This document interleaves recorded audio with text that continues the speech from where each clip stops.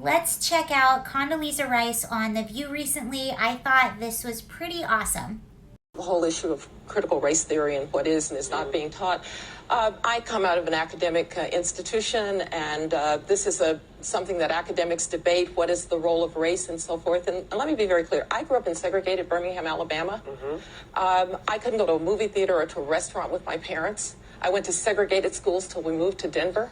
My parents never thought I was going to grow up in a world without prejudice, but they also told me that's somebody else's problem, not yours. You're going to overcome it, and you are going to be anything you want to be. And that's the message that I think we ought to be sending to kids. One of the worries that I have either seems so big that somehow white people now have to feel guilty for everything that happened in the past. I don't think that's very productive.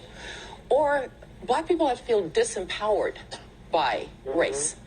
I would like black kids to be completely empowered, to know that they are beautiful in their blackness, but she goes on to say that in order to do that, you do not have to make white kids feel bad about how they are.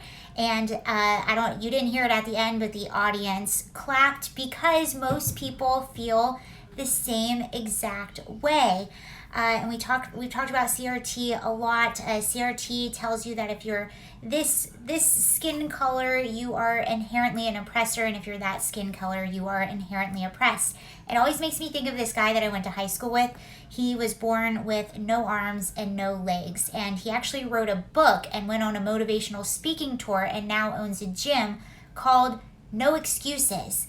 His parents raised him to be totally normal, and he attributes a lot of his successes to his parents. They never made him feel that he was a victim, and they never made him feel that he couldn't do anything. And I remember when I was in 8th grade learning about him in my current events class, he was a rec league football player, and he was also a state champ wrestler. He had no arms and no legs. And he went on to be incredibly successful, and he attributes all of that to never making excuses, never feeling like he couldn't do anything just because he was different than most people. He might have had to work a little bit harder at certain things, but he never let those thoughts get to him. And I think about him all the time, whether it's myself, whether I make excuses or anything else. That's why I think teaching kids these things at such a young age is soul crushing, whether you are the one that's told you're the oppressor or you are the one that is told that you are oppressed, because you can do anything that you put your mind to.